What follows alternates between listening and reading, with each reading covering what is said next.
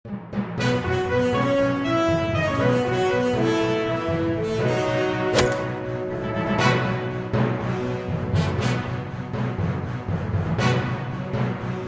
حول ولا قوة إلا بالله العلي العظيم. أعوذ بالله من الشيطان الرجيم.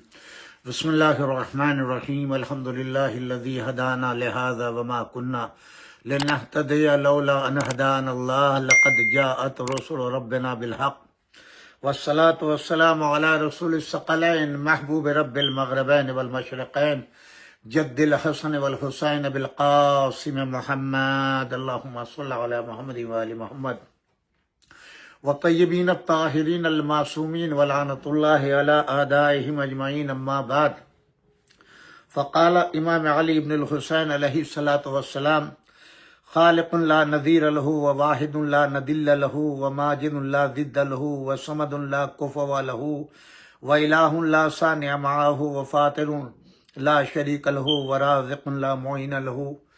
سامعین کرام، السلام علیکم جمیعا ورحمۃ اللہ وبرکاتہ. الحمدللہ آج ماہ مبارک رمضان کی 22 تاریخ ہو گئی ہے. آج شب میں یہ رات سب سے بڑی رات ہے اعمال شب قدر کی. قرآن مجید میں سورہ قدر بسم اللہ الرحمن الرحیم انا انزلناہ فی لیلۃ القدر وما ادراک ما لیلۃ القدر. پروردگار عالم اس سورے میں کیا بتلا رہا ہے؟ انا انزلناہ فی لیلۃ القدر، ہم نے لیلۃ القدر کو نازل کیا. اور اس کے بعد فوری وما ادراک ما لیلۃ القدر، تم کیا جانو وہ رات کون سی رات ہے، شب قدر کون سی رات ہے، تم کیا جانو. لیلۃ القدر خیر من الف شہر، 1000 مہینوں کی راتوں سے افضل وہ رات ہے. آج کی رات جو آنے والی ہے وہ رات ہے جس کی تصدیق قرآن کر رہا ہے، شب قدر کی. اس رات میں آپ پوری رات جاگیں گے، تلاوت کلام پاک کریں گے، اعمال کریں گے، 100 رکعت نماز پڑھیں گے. اور آج کی رات نزول قرآن کی رات ہے. جس قدر حمد پروردگار کی جائے وہ کم ہے. آج کی رات اپنی عافیت کی، اپنے رزق کی، اپنے عمر کی، بلاؤں سے بچنے کی، اپنے بچوں کی سلامتی کی، دولت و علم کی فراوانی کی، اپنے مرحومین کی آج جتنی دعائیں کی جائیں وہ کم ہے. خوش نصیب ہے جن کو یہ رات نصیب ہو جائے. ہماری دعا ہے پروردگار عالم اس شب کے اعمال کرنے کی آپ سب کو توفیق دے، اور جو اس ماہ رمضان میں آج تک ماہ رمضان کی برکتوں سے محروم رہے، پروردگارہ اس شب میں ان سب کو ان برکتوں کے حاصل کرنے کی توفیق عطا فرما. ہم آج کے پروگرام کی ابتدا امام سجاد علیہ الصلاۃ والسلام کی اس دعا سے جو صحیفہ کاملہ میں ہے اور حمد پروردگار میں ہے، معرفت پروردگار میں، اس کی چھوٹی چھوٹی چند دعائیں آپ کی خدمت میں پیش کریں گے. اس کے بعد میں پھر موضوع اپنا امام علی سے متعلق پیش کریں گے. وہ خالق جس کا کوئی نظیر نہیں، وہ یکتا جس کا کوئی مثل نہیں، وہ بزرگی کا مالک جس کا کوئی مد مقابل نہیں، وہ سردار و حاکم جس کا کوئی ہمسر نہیں، وہ خدا جس کا کوئی دوسرا نہیں، اور وہ پیدا کرنے والا جس کا کوئی شریک نہیں، اور وہ رزق عطا کرنے والا جس کا کوئی مددگار نہیں. یہ امام معصوم علیہ السلام کے دہان مبارک سے نکلے ہوئے الفاظ ہیں معرفت پروردگار کے اندر. اس کے بعد فرماتے ہیں الاول بلا زوال، وہ سب سے پہلے اور لا زوال ہے. والدائم بلا فنائن، وہ ہمیشہ رہنے والا غیر فانی ہے. والقائم بلا غنائن، وہ دائم ہے، قائم ہے بغیر کسی زحمت اور مشقت کے. والباقی بلا نہایت، وہ باقی ہے بغیر کسی آخری حد کے. والمبدی بلا امد، وہ صنعت آفری ہے بغیر کسی پشت پناہ کے. والرب بلا شریکن، وہ پروردگار ہے بغیر کسی شریک کے. والفاطر بلا کلفتن، وہ خلق کرنے والا ہے بغیر کسی تکلیف کے. والفاعل بلا عجزن، وہ کام کرنے والا ہے بغیر کسی عاجزی کے، لیسا لہو حد فی مکان، اس کی کوئی حد نہیں مکان میں اور نہ کوئی انتہا ہے زمانے میں، ولا غایت فی زمان، اور نہ اس کی انتہا ہے کسی زمانے میں، لم یزل ولا یزول ولن یزال کذالک ابدا، وہ ہمیشہ سے ہے اور ہمیشہ رہے گا یوں ہی ہمیشہ ہمیشہ۔ هو الہ الحی القیوم، وہ خدا ہے زندہ قائم، الدائم القدیم، وہ دائم ہے قدیم ہے، القادر الحکیم، وہ قادر ہے،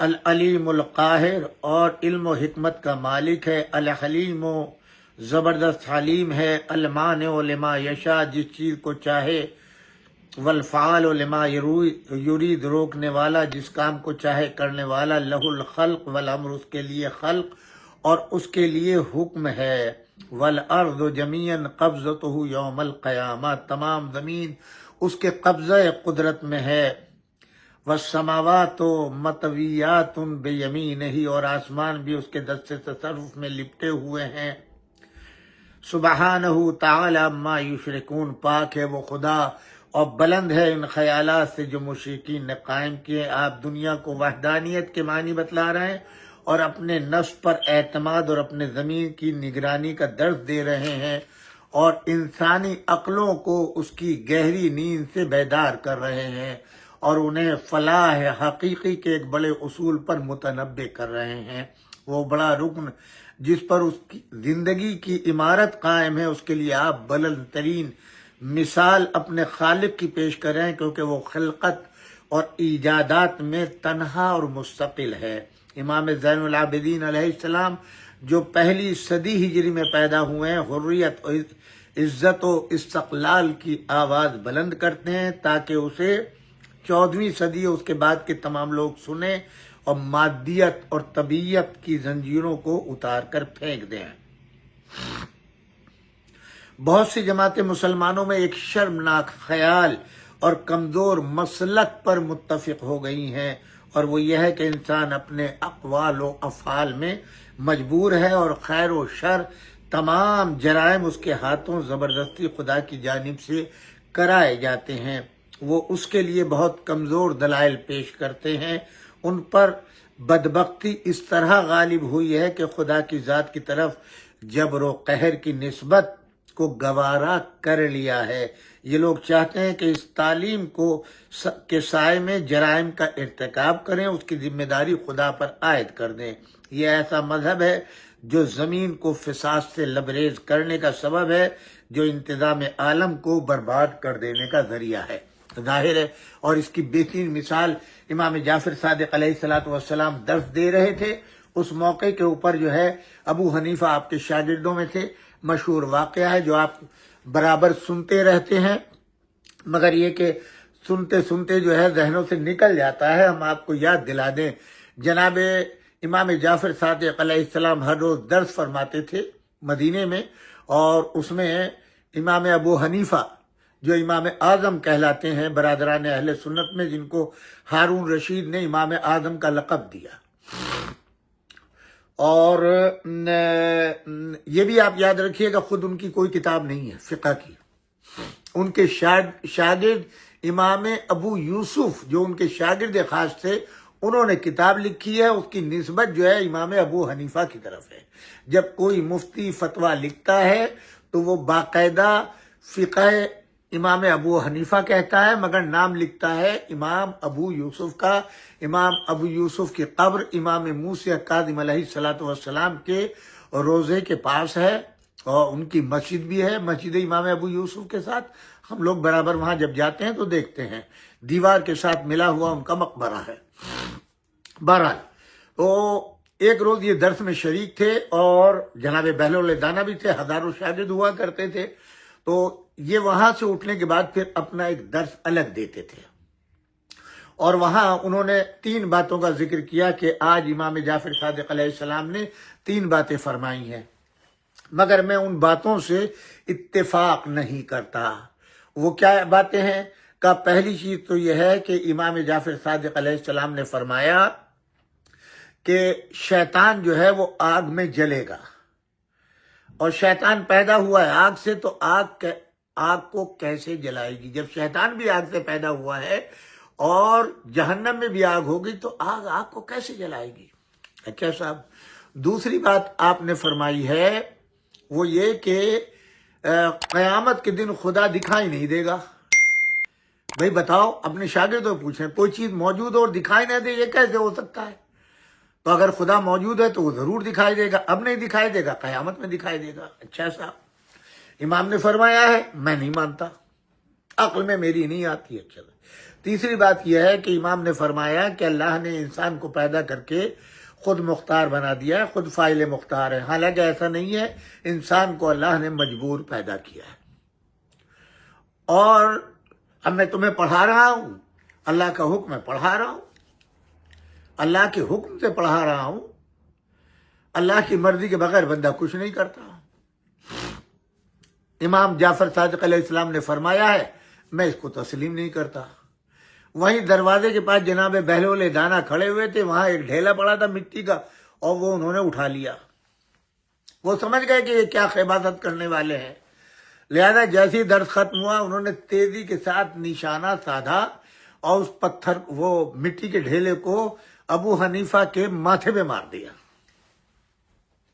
ظاہر ہے جب چوٹ لگے گی تو درد تو ہوگا، اور مار کے بھاگے۔ جب یہ ہوا ادھر تو وہ اپنے درد میں تڑپنے لگے، اور ادھر جو تھے شاگرد سب کے سب دوڑ پڑے بہلول کو پکڑنے کے لیے۔ جناب بہلول کو گرفتار کر لیا، پکڑ لیا، اور قاضی کے پاس لے آئے۔ ابو حنیفہ بھی آ گئے اور قاضی کے پاس آ گئے۔ قاضی نے پوچھا کیا ہے؟ ابو حنیفہ کہہ رہے ہیں صاحب یہ جو ہیں انہی نے دیکھیں آپ میرے یہ ڈھیلا مارا ہے اور اتنا شدید لگا، میرا سر اب تک چکرا رہا ہے، میرے سر میں شدید درد ہے اور اب تک چکرا رہا ہے، اور بلا خطا بلا وجہ انہیں نے مجھ کو مارا، نہ کوئی لڑائی، نہ کوئی جھگڑا، نہ کوئی لین، نہ دین، نہ کوئی قرض، کچھ نہیں، بلا وجہ انہیں نے مجھ کو مار دیا ہے۔ تو انہوں نے قاضی نے بہلول سے پوچھا، بہلول تم نے ایسا کیوں کیا، کیا بات ہے؟ انہوں نے کہا کہ حضور پہلی بات تو یہ ہے کہ امام جعفر صادق علیہ السلام کے درس میں یہ شریک تھے، اور امام جعفر صادق علیہ السلام نے 3 چیزیں فرمائی۔ اس میں پہلی چیز جو ہے وہ یہ ہے کہ خدا قیامت کے دن نہیں دکھائی دے گا۔ ان کا عقیدہ یہ ہے کہ خدا قیامت میں دکھائی دے گا، اور یہ کہتے ہیں کہ جب کوئی چیز موجود ہو تو یہ کیسے ہو سکتا ہے دکھائی نہ دے؟ تسلیم۔ اب یہ کہہ رہے ہیں کہ ان کے درد ہے تو مجھے دکھائیں درد کہاں ہے۔ ابو حنیفہ نے کہا کہ ہاں بھئی یہ صحیح کہہ رہے ہیں، ان کا ہاں صحیح کہہ رہے ہیں، ان کا پھر دکھاؤ ان کو درد، ان کا درد دکھانے کی چیز ہے۔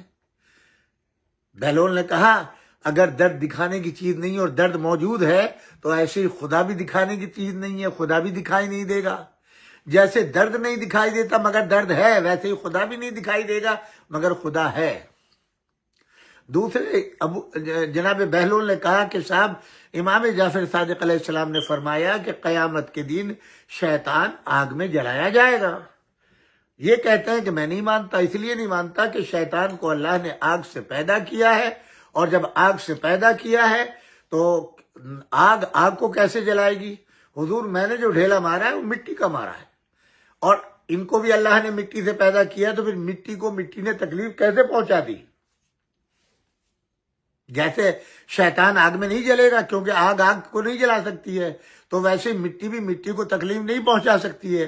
تو اگر یہ کہتے ہیں کہ تکلیف پہنچی ہے تو شیطان کو بھی ایسے ہی آگ میں تکلیف پہنچے گی، ایسے ہی جلے گا۔ اور تیسری بات امام نے فرمائی ہے کہ انسان کو اللہ نے پیدا کر کے آزاد کر دیا ہے، وہ فاعل مختار ہے، جو چاہے کرے جو چاہے نہ کرے۔ یہ میرے امام نے فرمایا۔ یہ کہتے ہیں کہ انسان فاعل مختار نہیں ہے بلکہ مجبور ہے۔ جیسے میں تم کو پڑھا رہا ہوں تو اللہ کا حکم ہے، میں پڑھا رہا ہوں۔ ان کا کہ حضور بات یہ ہے کہ جب انسان فاعل مختار ہے، ان کا ایمان ہے، عقیدہ، اور ابھی انہوں نے اپنے شاگردوں سے کہا یہ شاگرد گواہ ہے، تو انہوں نے پوچھا ابو حنیفہ تم مانتے ہو؟ بولے ہاں۔ ان کا کہ پھر جیسے یہ خدا کے کہنے سے پڑھا رہے تھے ایسے ہی خدا نے مجھے حکم دیا کہ ابو حنیفہ کو ڈھیلا مار دو، میں نے ڈھیلا مار دیا، میرا کوئی قصور نہیں، اللہ نے حکم دیا، میں نے مان دیا، اب اللہ کو گرفتار کر کے لاؤ۔ قاضی نے کہا کہ ابو حنیفہ تم نے یہ کہا ہے؟ ان کا جی میں نے کہا ہے۔ ان کا پھر جاؤ اللہ کو گرفتار کر کے لاؤ، پھر مقدمہ چلے گا تمہارا۔ آپ نے سن لیا، ایک ڈھیلے نے امام علیہ الصلوۃ والسلام کے 3 اقوال کو صحیح ثابت کر دیا۔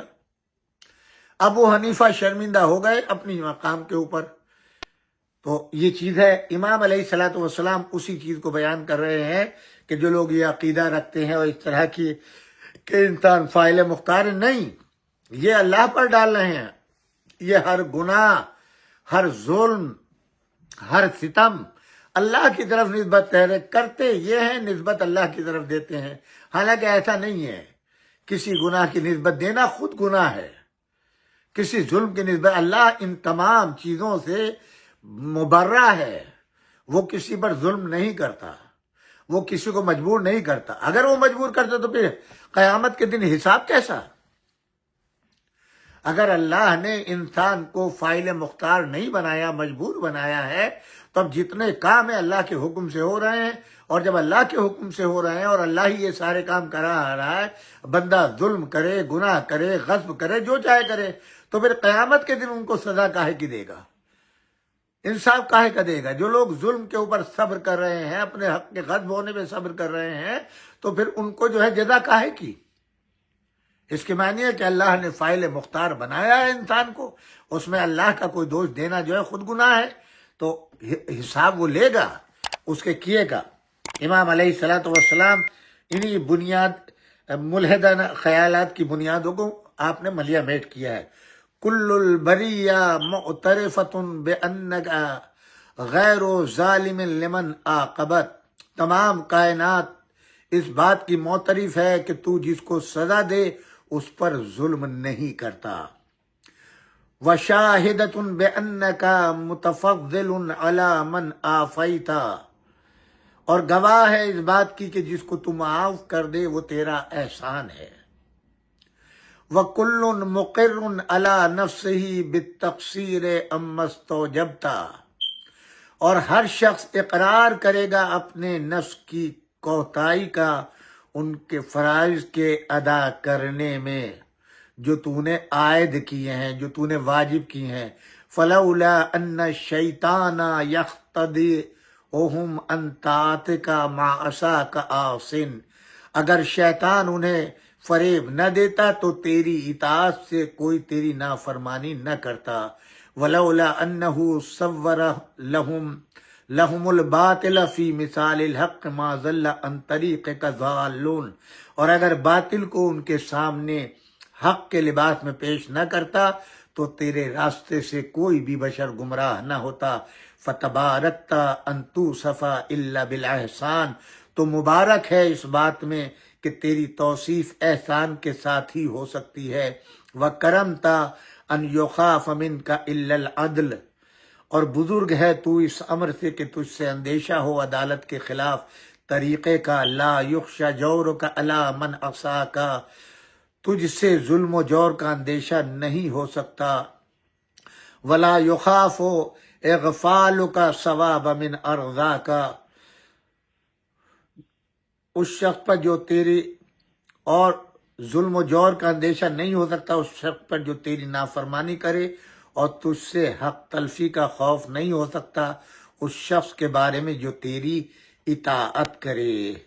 انک منان کریم، تو بڑا احسان کرنے والا ہے۔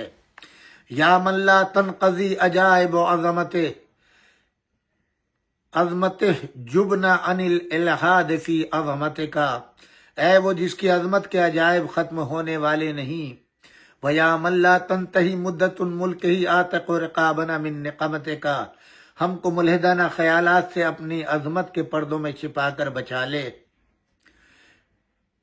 اے وہ جس کی سلطنت کی مدت ختم ہونے والے نہیں۔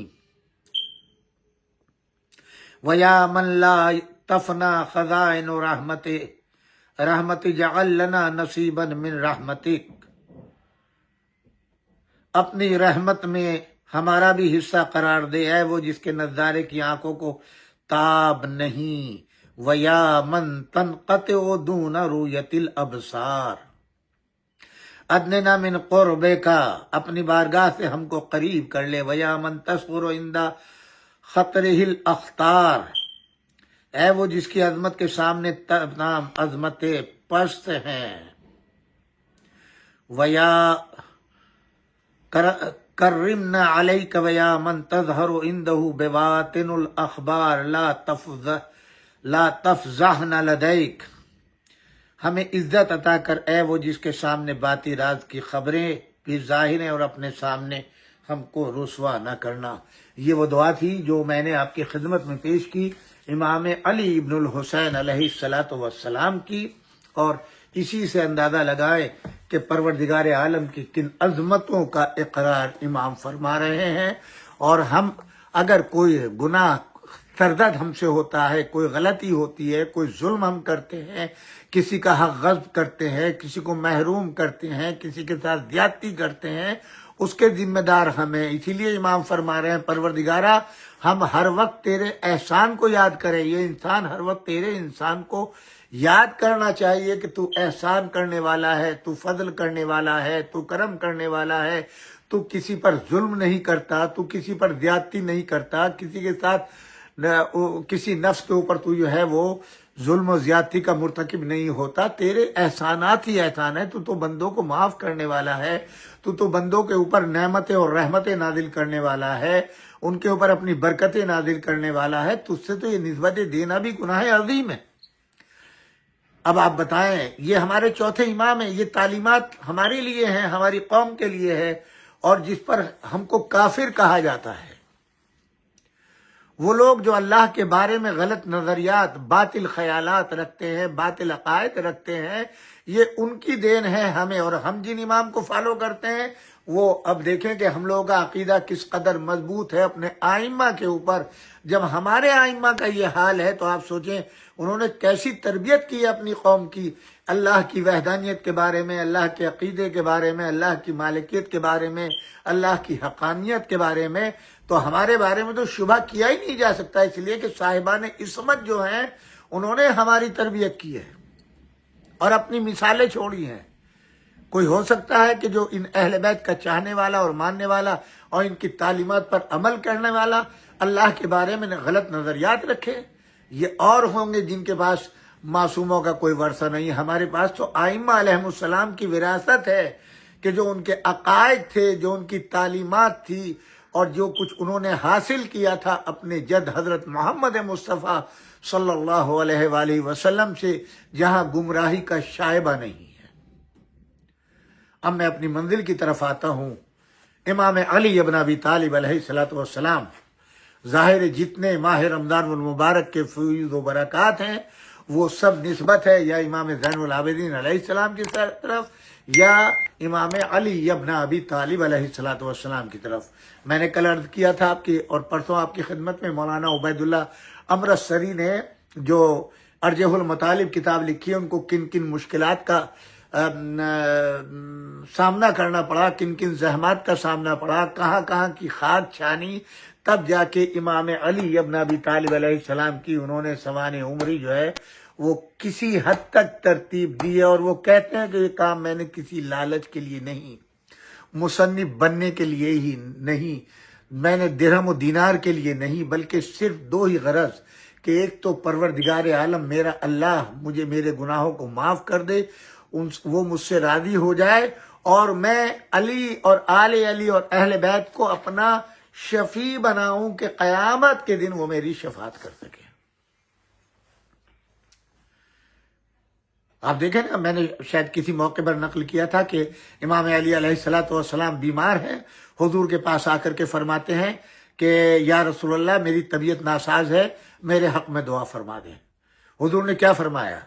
پروردگارہ تجھے واسطہ ہے علی ابن ابی طالب کے حق کا، میرے علی کو علی کے صدقے میں صحت دے دے۔ سبحان اللہ!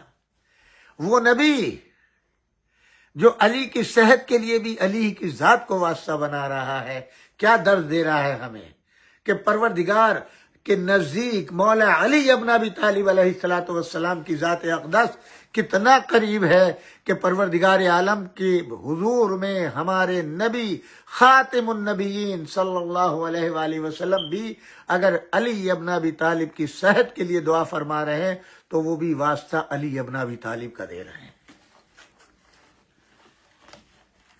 یہ لعنتی جو اپنے کو امت محمد صلی اللہ علیہ وآلہ وسلم میں کہتے ہیں اور وہ واسطے کو توسل کو بدعت کہتے ہیں، ناجائز کہتے ہیں،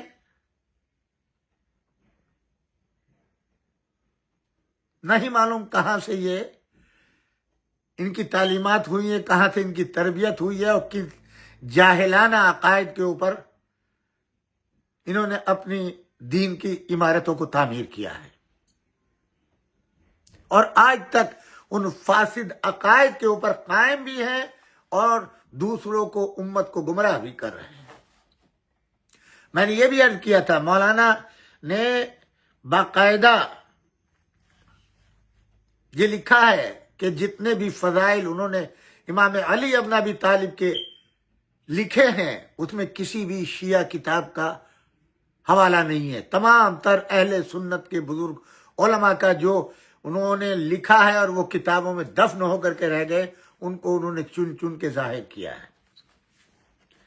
مولانا فرماتے ہیں کہ جب یہ ثابت ہو گیا کہ اہل بیت اور قرآن مجید ایک مقابلے کے ہیں اور دونوں تواؤم ہیں، تو ضروری ہے کہ اہل اسلام دونوں کے ساتھ برابر کا برتاؤ کریں، دونوں کو اچھی طرح سمجھیں، دونوں کو پوری طرح جانیں، دونوں کی حقیقت سے اچھی طرح واقف ہوں، دونوں کے احکام کی پیروی کریں، دونوں کی باتوں کو سر اور آنکھوں پر رکھیں، دونوں کے مطالب اور مقاصد پر اچھی طرح غور کریں۔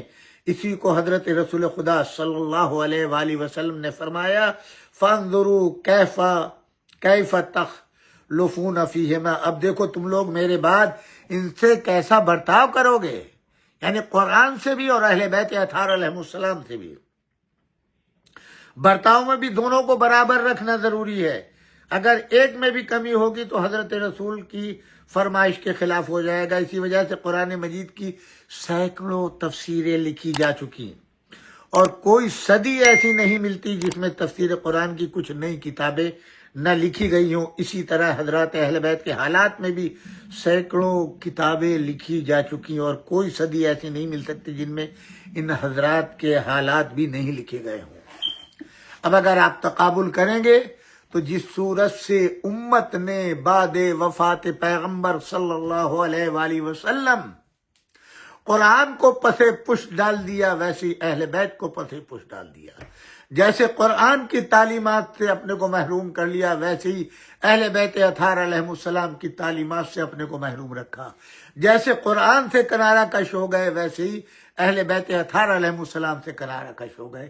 اگر قرآن کے اوپر تیر برسائے گئے تو اہل بیت پر تیر برسائے گئے، اگر قرآن کو جو ہے وہ تہہ تیغ کیا گیا تو اہل بیت کو تہہ تیغ کیا گیا، جو قرآن کو آگ لگائی گئی تو اہل بیت کے گھروں کو آگ لگائی گئی، دونوں پر مظالم برابر ڈھائے گئے ہیں۔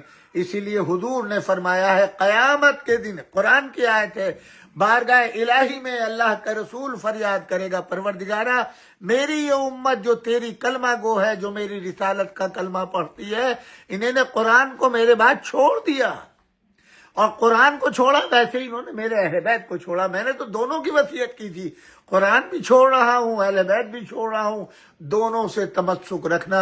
مگر یہ وہ ملعون اور منحوس امت ہے کہ جس نے قرآن بھی چھوڑا اور اہل بیت بھی چھوڑے۔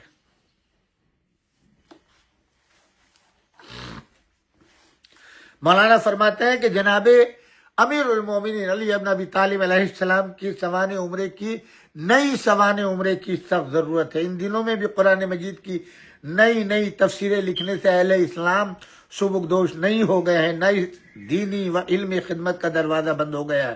تو پھر قرآن مجید کے مقابل جناب امیر علیہ السلام کی نئی سوانح عمری لکھنے کی خدمت بھی کس طرح ضروری نہیں سمجھی جائے۔ یورپ، افریقہ، امریکہ، ایشیا میں مختلف قسم کی انسائکلوپیڈیا لکھنے کا رواج بھی بڑھتا جاتا، اس کا شغل زیادہ ہوتا جاتا ہے، اس قسم کی کتابوں کی کثرت ہوتی جاتی ہے۔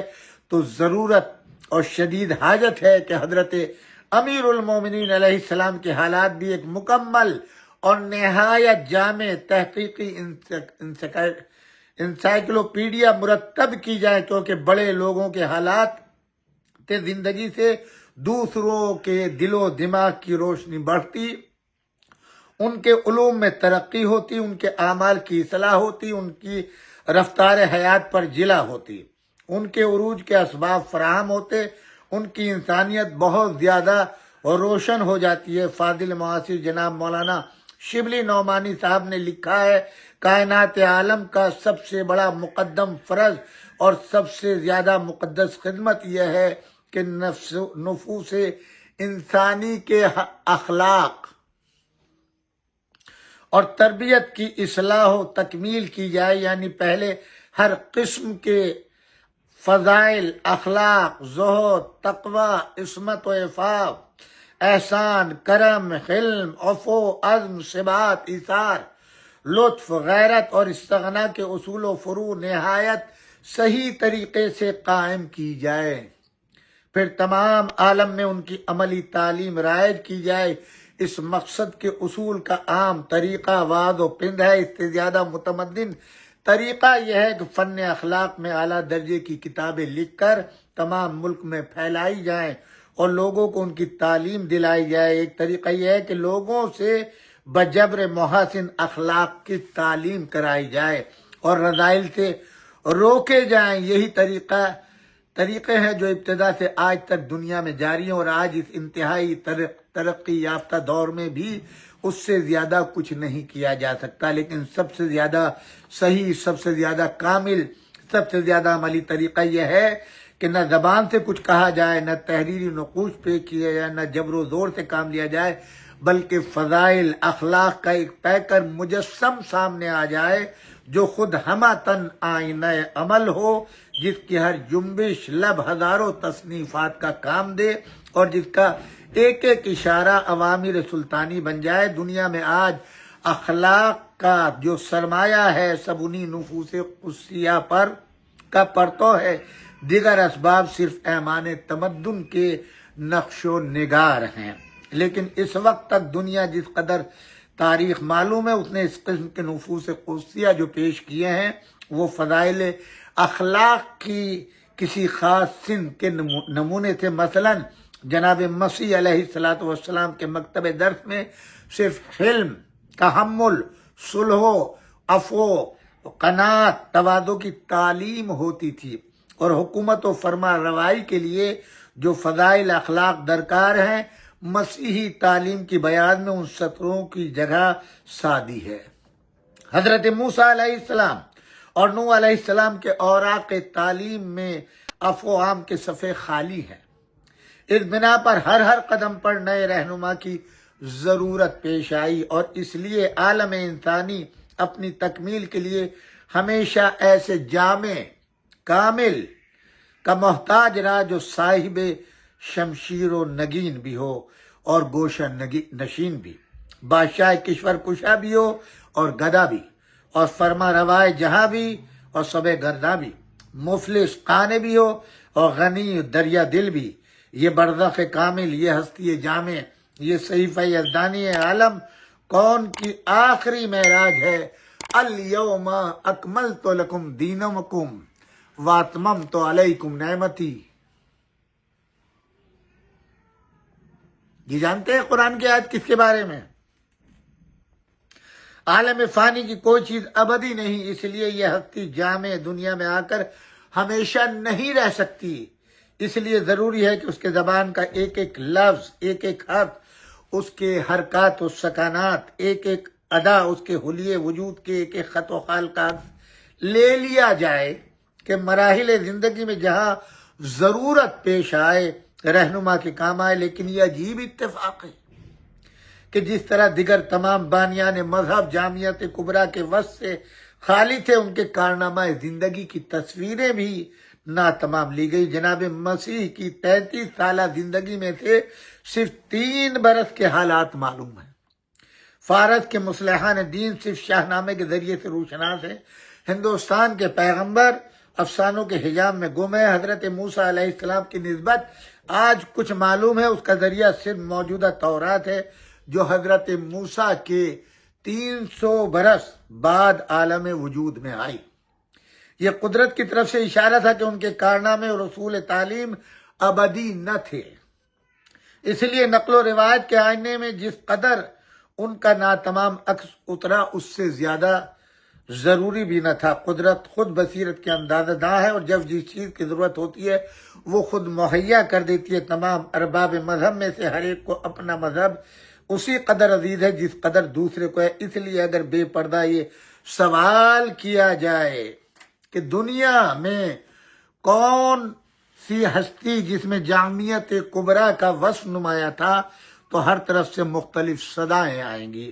لیکن اگر یہی سوال اس پیرائے میں بدل دیا جائے کہ دنیا میں وہ کون شخص گزرا ہے جس کا کارنامہ زندگی اس طرح قلم بند ہو کہ ایک طرف تو صحت کا یہ انتظام تھا کہ کسی صحیفہ آسمانی کے لیے بھی نہ ہو سکا، دوسری طرف وسعت اور تفصیل کے لحاظ سے یہ حالت ہے کہ افعال و اقوال، وضع و قطع، شکل و شباہت، رفتار، گفتار، مذاق طبیعت، انداز گفتگو، طرز زندگی، طریق معاشرت، کھانے پینے، چلنے پھرنے، اٹھنے بیٹھنے، سونے جاگنے، ہنسنے بولنے کی ایک ایک ادا محفوظ رہ گئی، تو اس سوال کے جواب میں صرف ایک صدا بلند ہوتی ہے۔ وہ کون ہے؟ محمد و عربی فدیت بے ابی و امی۔ یہ جو کچھ کہا گیا مقصد تصنیف کا مذہبی پہلو تھا۔ اس مسئلے کو علمی حیثیت سے دیکھو۔ علوم و فنون کی صف میں سیرت بیوگرافی کا ایک خاص درجہ ہے۔ ادنا سے ادنا آدمی کے حالات زندگی بھی حقیقت شناسی اور عبرت پذیری کے لیے دلیل راہ ہیں۔ چھوٹے سے چھوٹا انسان بھی کیسی خواہشیں رکھتا ہے، کیا کیا منصوبے باندھتا ہے، اپنے چھوٹے سے دائرہ عمل میں کس طرح آگے بڑھتا ہے، کیوں کر ترقی کے زینوں پر چڑھتا ہے، کہاں کہاں ٹھوکریں کھاتا ہے، کیا کیا مزاحمتیں اٹھاتا ہے، تھک کر بیٹھ جاتا ہے، سستاتا ہے، پھر آگے بڑھتا ہے۔ غرض سعی عمل، جد و جہد، ہمت و غیرت کی جو عجیب و غریب نیرنگیاں سکندر اعظم کے کارنامے زندگی میں موجود ہیں، بے نہیں یہی منظر ایک غریب مزدور کے عرصہ حیات میں بھی نظر آتا ہے۔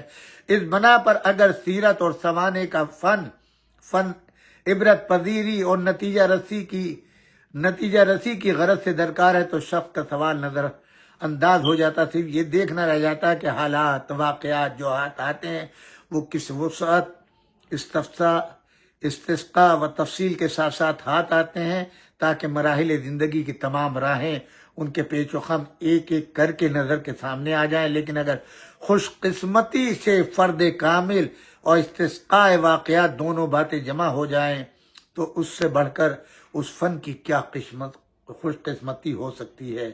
وہ مذکورہ بالا بنا کون شخص انکار کر سکتا ہے کہ صرف ہم مسلمانوں کو نہیں بلکہ تمام عالم کو اس وجود مقدس کی سوانے عمری کی ضرورت ہے، جس کا نام مبارک محمد رسول اللہ صلی اللہ علیہ وآلہ وسلم۔ اللہم صلی علیہ وسلم صلاۃً کثیرا کثیرا۔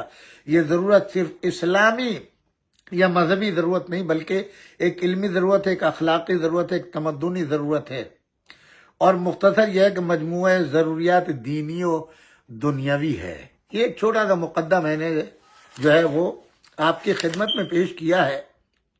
یہ مولانا شبلی نعمانی تاریخ حضور اکرم صلی اللہ علیہ وآلہ وسلم جو انہوں نے سیرت النبی لکھی ہے، یہ اس کے مقدمے کا تھوڑا سا حصہ مولانا نے لکھا ہے کہ وہ کیا چاہتے تھے اور کیسی شخصیت کو پیش کیا ہے۔ اب آپ خود اندازہ لگائیں کہ مولانا نے کن کن ضروریات کا ذکر کیا ہے، اور مولانا کو تاریخ نبوی لکھنے کی، سیرت النبی لکھنے کی کیوں ضرورت پڑی، ان کے بعد مدارک کیا ہیں،